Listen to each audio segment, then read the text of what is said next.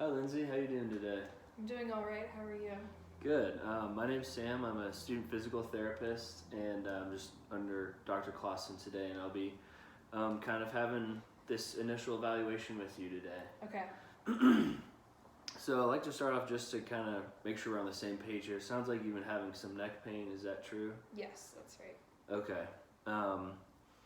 And I also noticed that you brought in an MRI today with you. I'd like to talk about that just for a moment. Would you mind telling me what the doctor told you about that MRI? Yeah, he told me I have degenerative disc disease. Okay. And did he tell you what that means? No, it just sounds like my discs are wasting away and I'm going to be in pain the rest of my life. Okay, well that's definitely the extreme version of that.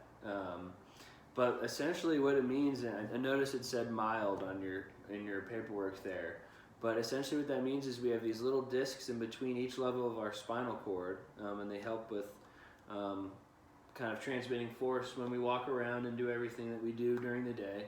And what can happen is they can just deteriorate a little bit over time. And as with anything else, it's pretty normal, nothing lasts forever. But I wanted to bring up a specific study that kind of, I think, can help people understand their disconnect between pain and what's physically going on in the body. They did a large study on people's spines, and they noticed that in a large number of them, people had pain with nothing wrong with their spine, and they also noticed that a large number of people had no pain with some serious things going on in their spine that were probably a lot worse than what you have going on in your spine. But I say this not to say that I don't think you actually have pain. I say this only to let you know that it's not as bad as the doctor may have made it sound, or the MRI may have looked. And that's kind of what I want to get to next, is to let you know that I do believe that you have pain. I'm not saying you don't have any pain. I believe that your pain is real.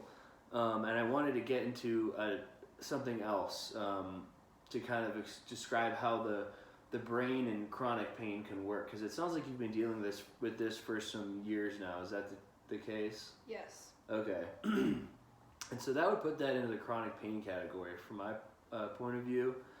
And what can happen sometimes is essentially pain is like an alarm system where something happens and the message, like say you step on a nail, the message goes to your brain, and then the brain will make you feel the appearance of pain. And that's just to say, oh no, like we did something, stepped on a nail, let's not do that, let's get off of that nail. And what can happen over time is that your alarm system essentially becomes hypersensitized, where you start down here when you can do normal things every day, such as sit down without pain, things like that. But then over time, when you're in pain every single day, your alarm system comes from here to up here, where just something as simple as brushing your hair or brushing your arm against the door can cause some pretty serious pain. So why do my nerves do that? Why are they more sensitive? So it sounds like another thing I wanted to bring up is that you've been dealing with a lot of emotional stress, it sounds like, as well. And I can definitely understand that that's not an easy thing to deal with. And so one thing I think is happening here is that the mild degenerative disc disease you've been diagnosed with, combined with this emotional stress that you've been having to deal with, has kind of turned into this vicious cycle of pain where one is just making the other one worse, and they just kind of build on top of each other.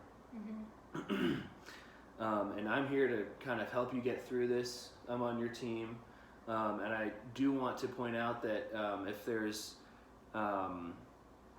ever a way that I can help refer you to someone else as well, because I'm here to do the best I can, but if there's someone else that you think could help you out better, or you would like my opinion on someone else you could talk to, we can definitely make that happen at some point in the future.